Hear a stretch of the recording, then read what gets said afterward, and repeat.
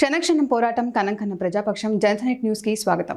ముందుగా హెడ్లైన్స్. కోట్లు ఎలా కొట్టేయాలనుకుంటున్నారా?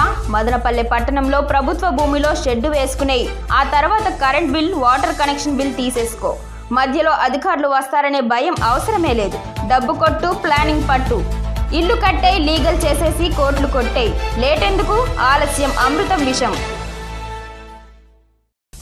తిరుపతి లడ్డు వివాదం మంటలు రేపుతోంది. ఓవైపు రాష్ట్ర వ్యాప్తంగా గుళ్లలో పూజలు చేయాలని వైసీపీ అధినేత జగన్ శ్రేణులకు పిలుపు. 28న తిరుమలకు కాలినడకన జగన్ వెళ్లనున్నారని, ఆయన అన్యమత డిక్లరేషన్ మాటేంటని నిలదీత. హిందువులు త్వరలోనే జగన్ను రాళ్లతో, చెప్పులతో కొడతారని ఎమ్మెల్సీ కంచర్ల శ్రీకాంత్ వివాదాస్పద వ్యాఖ్యలు. లిక్కర్ స్కామ్ లో ఎంపీ మిథున్ అరెస్ట్ కానున్నారా? కీలక నిందితులుగా వాసుదేవరెడ్డి, మిథున్ రెడ్డి, విజయసాయి రెడ్డి అల్లుడిని సిఐడి చేర్చిందా? ఢిల్లీ మద్యం కుంభకోణం కంటే ఏపీ కుంభకోణం చాలా పెద్దదని గతంలోనే కిరణ్ కుమార్ రెడ్డి వ్యాఖ్యలు. వైసీపీలో నెంబర్ 2 మిథున్ రెడ్డి అష్టదిగ్బంధం. మిథున్ రెడ్డి అనుచరులు జింకా చలపతి, షమీం అస్లాంలు పరారీలో ఉన్నారా? ఇక్కడ చూస్తే హలో లడ్డు కాదు, కోట్ల రూపాయలు కొల్లగొట్టాలా? అయితే చెలో. కోమటివాని చెరువు మదనపల్లి నడిబొడ్డున ఉన్న కోమటివాని చెరువు అక్రమార్కులకు కోట్లు కుమ్మరిస్తోంది. చెరువు భూముల్లో పాగా వేసే, ఇల్లు కట్టే, అమ్మే, అంతే కోట్లు కళ్ళచూడు, సింపుల్ అన్నట్టు ఇక్కడ రియల్ దందా ఊపందుకుంది. మదనపల్లి నడిబొడ్డున ఉన్న కోమటివాని చెరువు భూములను మీరు కబ్జా చేసేసినా అడిగే దిక్కే లేదు. చెరువు తమది కాదని మదనపల్లి మున్సిపాలిటీ అంటోంది. అబ్బే మాకేం సంబంధమే లేదంటోంది మదనపల్లి నీటిపారుదల శాఖ. కళ్ళు చెవులు మూసేసుకున్న తహసీల్దార్ కార్యాలయం ఇటువైపే చూడడం మానేసింది. దీంతో కోట్లాది రూపాయల విలువైన కోమటివాని చెరువు భూములను బర్ఫీల్లాగా తలా కొంచెం కొంచెం తినేస్తున్న వైనం. తామర తంపరుల్లాగా కబ్జాలు. హలో ఈజీగా కోట్ల రూపాయల డబ్బు కొల్లగొట్టాలా? చలో కోమటివాని చెరువు అనేది talk of the town. Madanapalle అంటే భూదందాలకు పెట్టింది పేరు. ఒకప్పుడు తిరుపతి తర్వాత శరవేగంగా విస్తరించిన మదనపల్లెలో రియల్ దందాలతో అందలాలు ఎక్కేసిన వారు ఎందరో అయితే, విషయం తెలియక చిప్ప చేతికి తెచ్చుకున్న దురాశపరులు అదే సంఖ్యలో మరెందరో మిగిలిపోయారు. ఇక విషయానికి వస్తే విశాలమైన మదనపల్లె కోమటివాని చెరువు కుంటగా మారిపోయి చాన్నాళ్లైనా ఇప్పుడు విజృంభిస్తున్న భూ కబ్జాలు కోమటివాని చెరువును పిల్లకాలువగా మార్చేస్తాయి అనడంలో సందేహం అక్కర్లేదని స్వచ్ఛంద సేవా సంస్థలు కోళ్లెక్కుస్తున్నాయి. కోతిపిల్ల రొట్టె కథలోలా పట్టణానికి చెందిన బడాబాబులు చెరువు భూములను క్రమేపీ మింగేశారు. కొద్ది మొత్తంలో మిగిల్చారు. ఒక అత్యుత్సాహ ప్రభుత్వ అధికారి ఈ కబ్జాలను క్రమబద్ధీకరించేట్టు తన పరిధి కాకపోయినా ఎవరి అనుమతులు లేకుండా తనో దేశోద్ధారకుడిగా రంగంలోకి దిగేశారు. అభివృద్ధి ముసుగు వేసి సుందరీకరణ పేరుతో చెరువు సహజ స్వరూపానికి గండి కొట్టారు. ఇరిగేషన్, మున్సిపల్, రెవెన్యూ శాఖల అధికార పరిధికి గొడ్డలు పెట్టు వేసేశారు. ఇప్పుడు కొద్దిపాటి నీళ్లతో ఉన్న కోమటివాని చెరువు పరిధి ఎంతో, బఫర్ జోన్ పరిధి ఎంతో అధికారులకే అంచనా లేకుండా పోయింది. పైగా మున్సిపల్, ఇరిగేషన్ ఇంటి దొంగల చేతివాటంతో దర్జాగా చెరువు భూముల్లో భారీ కట్టడాలు వెలుస్తున్నా సదరు కట్టడాల ఓనర్లు చూపుతున్న భూమి హక్కు పత్రాలు అసలువి ఏవో, నకిలీవి ఏవో ఎవరికీ తెలియవనే విమర్శలు ఉన్నాయి. ఈ నేపథ్యంలో చెరువుకు ఆనుకొని వెలుస్తున్న 2 భారీ కట్టడాలు, అలాగే చెరువు గర్భంలో వెలుస్తున్న 3 అంతస్తుల మేడ విషయంలో మున్సిపల్, రెవెన్యూ, ఇరిగేషన్ శాఖలు తమ బాధ్యతల నుంచి తప్పుకుంటూ అక్రమార్కులకు ఊతమిచ్చే విధంగా వ్యవహరించడాన్ని ఏమనాలి? అక్రమార్కులు ఒక మాజీ ప్రజాప్రతినిధిని ఎత్తి చూపిస్తూ అన్నే మాకు మార్గదర్శి అంటూ విజృంభిస్తూ దూసుకుపోతున్నారు. వైసీపీ పాలనలో మైనార్టీలకు తీరని అన్యాయం జరిగింది. 5,000 కోట్ల రూపాయల వక్ఫ్ బోర్డు ఆస్తులు అన్యాక్రాంతమయ్యాయి. మదనపల్లె అభివృద్ధి కోసం ప్రత్యేక ప్రణాళికతో ముందుకు వెళుతున్నామని మదనపల్లె ఎమ్మెల్యే షాజహాన్ బాషా స్పష్టం చేశారు. మదనపల్లె మున్సిపాలిటీ 20వ వార్డు త్యాగరాజ వీధిలో కౌన్సిలర్ తులసి రామకృష్ణ ఆధ్వర్యంలో ఇది మంచి ప్రభుత్వం కార్యక్రమం నిర్వహణలో భాగంగా ఆయనకు ఘన స్వాగతం లభించింది. గత వారం రోజులుగా రాష్ట్ర వ్యాప్తంగా ప్రభుత్వం అత్యంత ప్రతిష్టాత్మకంగా నిర్వహిస్తున్న ఇది మంచి ప్రభుత్వం మదనపల్లె నియోజకవర్గంలో స్థానిక ఎమ్మెల్యే షాజహాన్ బాషా నేతృత్వంలో దిగ్విజయంగా సాగింది. ఎమ్మెల్యే నియోజకవర్గం మొత్తం సుడిగాలి పర్యటన చేస్తూ కార్యకర్తలను కార్యోన్ముఖుల్ని చేయడమే కాక ప్రభుత్వం 100 రోజుల్లో చేసిన సంక్షేమ పథకాలు ఏకరువు పెట్టారు. గత ప్రభుత్వంలోని వరస్ట్ గవర్నెన్స్ కు నేటి ప్రభుత్వం యొక్క గుడ్ గవర్నెన్స్, చంద్రబాబు యొక్క అసాధారణ అనుభవంతో సంక్షోభంలో ఉన్న రాష్ట్రాన్ని సంక్షేమం, అభివృద్ధి దిశగా నడిపిస్తున్న విధానాన్ని వివరించారు. రాబో రోజుల్లో తమ పార్టీ ఎన్నికల ముందు ఇచ్చిన సూపర్ 6 హామీలను ప్రతి ఒక్కటి నెరవేర్చబోతుందని ధీమా వ్యక్తం చేశారు. మదనపల్లె మున్సిపాలిటీలోని అన్ని వార్డులతో పాటు గ్రామాల అభివృద్ధికి తాను అధినేత ఆశీస్సులతో శక్తి వంచన లేకుండా కృషి చేస్తానన్నారు. గ్రామాల్లో నెలకొన్న ప్రధానమైన సమస్యలు త్రాగునీరు, విద్యుత్ సౌకర్యం, మురికి నీటి కాలువలు, సిమెంట్ రోడ్లు మరియు రైతు కూలీలకు సంబంధించిన సమస్యలపై ప్రధానంగా దృష్టి పెట్టాల్సిన అవసరం ఉందని అధికారులను కోరారు. ప్రజా సమస్యలను ఎప్పటికప్పుడు పరిష్కరించాల్సిన బాధ్యత మీ మీద ఉందని, గత ప్రభుత్వంలో ఏకపక్షంగా నిర్ణయాలు జరిగాయని, వాటి వల్ల ప్రజలకు చాలా అన్యాయం జరిగిందని ఎమ్మెల్యే పేర్కొన్నారు. ఇప్పుడు మన ప్రజా ప్రభుత్వంలో అలాంటి పరిస్థితి ఉండకూడదని సూచించారు. ఈ కార్యక్రమంలో నాయకులు నాదెళ్ల విద్యాసాగర్, బాలుస్వామి, పనికర్ రెడ్డి, సంగం సీనా, సంగం హరి, ఎస్ఏ మస్తాన్, తాజ్ ఖాన్, కౌన్సిలర్ గాంధీ, పెద్ద ఎత్తున కార్యకర్తలు, నాయకులు పాల్గొన్నారు. తెలుగుదేశం పార్టీ కుటుంబ సభ్యులైనటువంటి కార్యకర్తలకు, అలాగే ఇక్కడ వీధిలో వచ్చిన వాళ్ళందరికీ కూడాను, అలాగే మాజీ కౌన్సిలర్లకు, నాయకులకు అందరికీ కూడా నమస్కారం. ప్రత్యేకంగా మదనపల్లి టైగర్ మా దేవుడిచ్చిన అన్న షాజహాన్ బాషా అన్న ఎమ్మెల్యే గారికి హృదయపూర్వక స్వాగతం. అలాగే నా ఆత్మీయ సోదరులు అబ్జర్వర్ గారు శివరాం కృష్ణ ప్రతాపన్న గారికి ఆత్మీయ స్వాగతం, వందనం. మన చంద్రబాబు నాయుడు గారు రాష్ట్రంలోకి అధికారంలోకి వచ్చినప్పటి నుంచి 100 రోజులు పూర్తి కావడంతో ఈ సందర్భంగా మనం సంబరాలు చేసుకుంటున్నాం. గతంలో మనం ఎన్నో బాధలు అనుభవించాము గత 5 సంవత్సరాల్లో.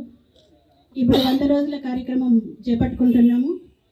ఇందులో భాగంగా మన చంద్రబాబు నాయుడు గారు వచ్చిన తర్వాత పెన్షన్లు అయితేనేమి, అలాగే 100 అన్న క్యాంటీన్లు ఒకేసారి అన్ని చోట్ల రాష్ట్రం అంతా కూడా ప్రారంభించినాము.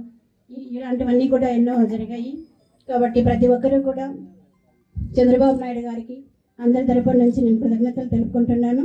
నాకు అవకాశం ఇచ్చిన మీకు అందరికీ కూడా కృతజ్ఞతలు. ఉన్నాను, దైవ భక్తి మాతో ఉంది, దేవుడు మాకు సహకరిస్తున్నాడని చెప్పి ఒక ఆలోచనతో ముందుకు నడిచారు. ఇదే కాకుండా ఈరోజు మీకు తెలియజేస్తున్నాను రాదమ్మ, ఈరోజు రాష్ట్ర పరిస్థితి బాగలేదు, రాష్ట్రాలు కష్టాల్లో ఉన్నారు చాలామంది. రమ్మ ఈరోజు మీకు తెలుసో లేదో, మైనారిటీలకు గత 20 సంవత్సరాల్లో ఎవరు చేయని విధంగా మోసం చేసిన ప్రభుత్వం ఏదన్నా ఉందంటే అది వైఎస్ఆర్సీపీ ప్రభుత్వం. ముస్లిం మైనారిటీలకు తీరని నష్టం చేసిన ప్రభుత్వం ఉందంటే ఈ వైఎస్ఆర్సీపీ ప్రభుత్వం.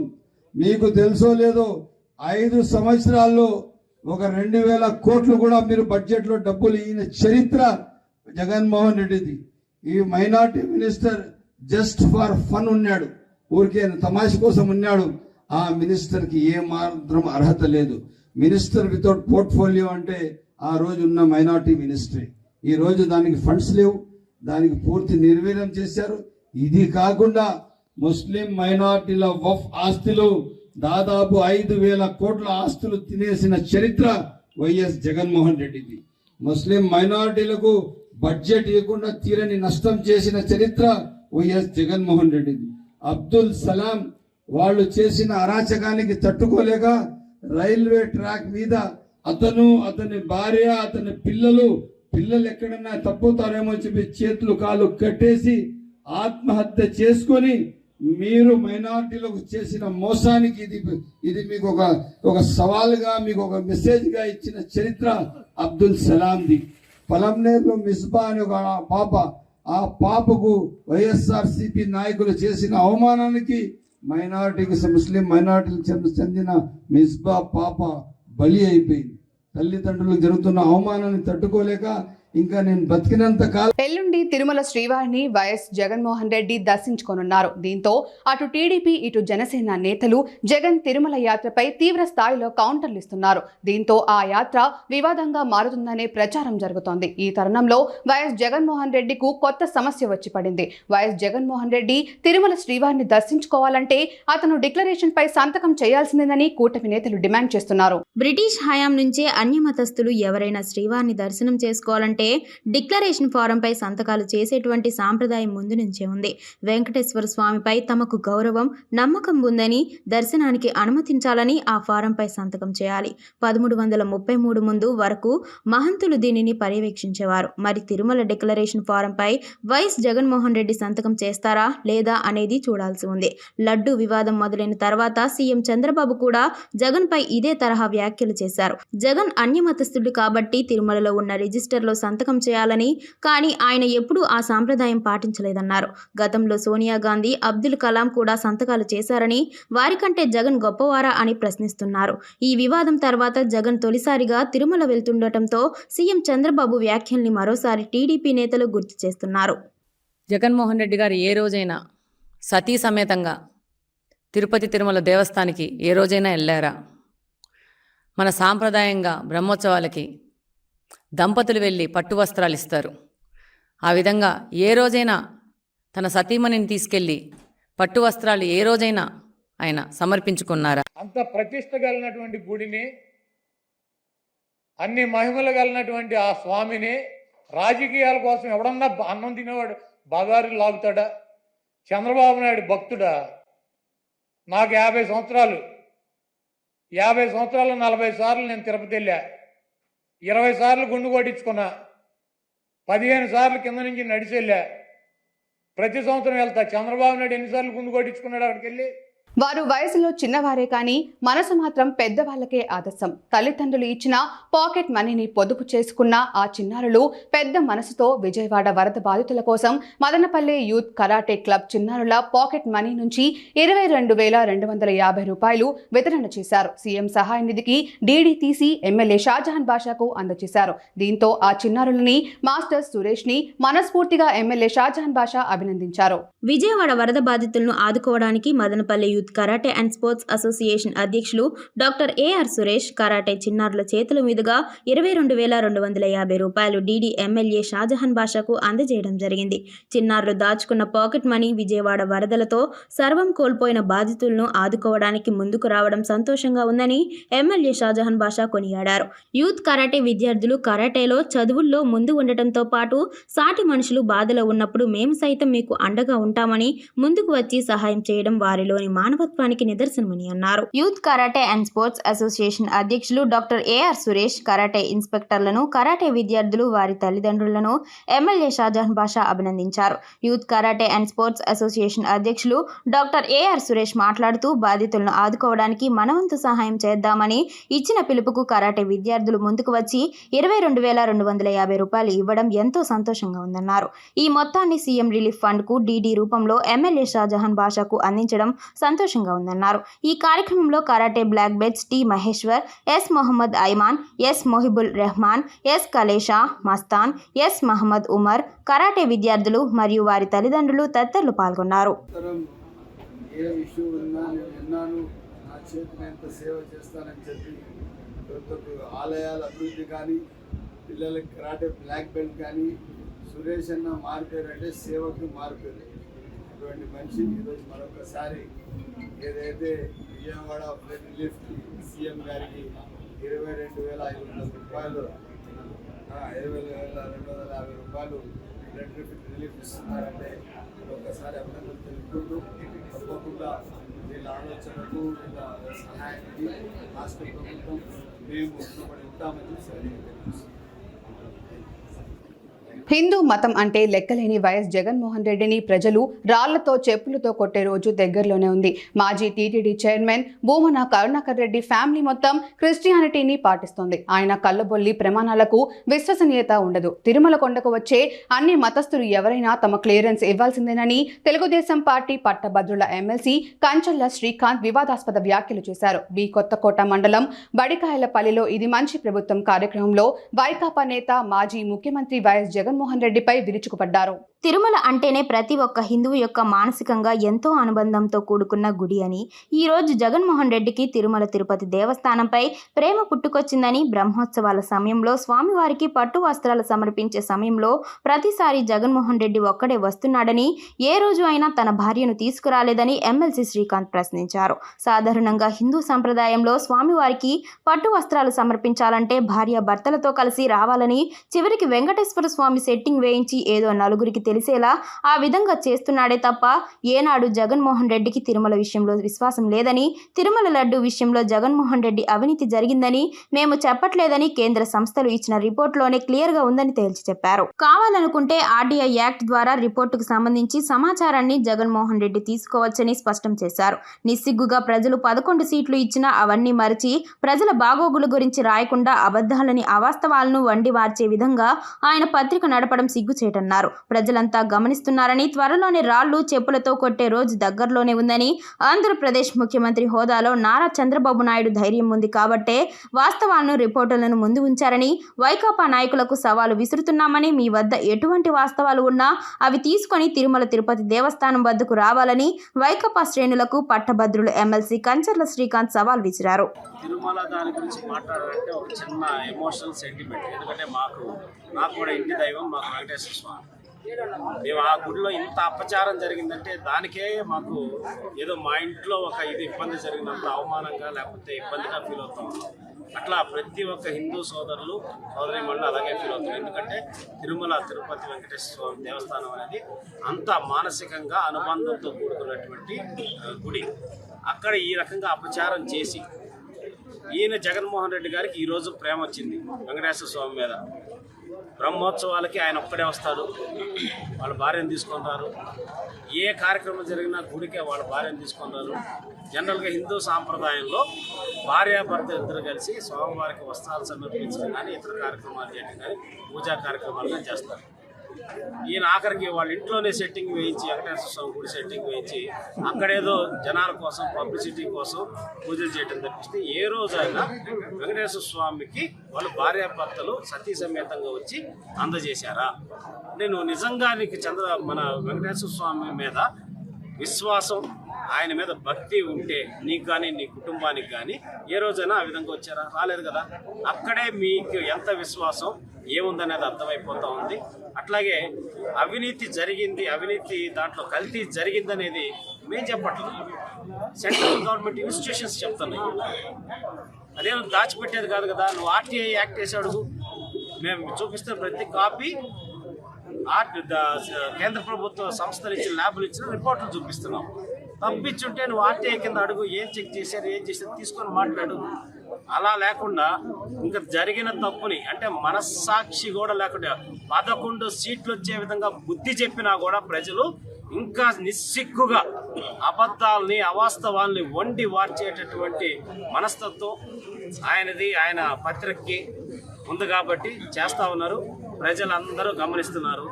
రాళ్ళు చెప్పులు చీపురులతో కొట్టేటటువంటి పరిస్థితి కూడా త్వరలో వస్తుంది. ఇంతకు మించి గనక జగన్ హయాంలో 15,000 కోట్ల రూపాయల మద్యం కుంభకోణం. వైసీపీ ఎంపీలు పెద్దిరెడ్డి మిథున్ రెడ్డి, విజయసాయిరెడ్డి ఆయన అల్లుడు రోహిత్ రెడ్డిలను కీలక నిందితులుగా రాష్ట్ర సిఐడి చేర్చే అవకాశం ఉన్నట్టు గుప్పుమంటున్న సమాచారం. ఏపీ మద్యం కుంభకోణం ఢిల్లీ కేజ్రీవాల్ మద్యం కుంభకోణం కంటే ఎన్నో రెట్లు తీవ్రమైందని ఎన్నికల ముందు మాజీ సీఎం నల్లారి కిరణ్ కుమార్ రెడ్డి చేసిన వ్యాఖ్యలు. టార్గెట్ ఎంపీ మిథున్ రెడ్డేనా? వైసీపీలో నెంబర్ 2గా వెలుగుతున్న ఎంపీ మిథున్ బాబులు జైల్లో ఉండటం వల్ల జగన్ కు రాజకీయంగా అష్టదిగ్బంధనం చేసే వ్యూహం ఉందా?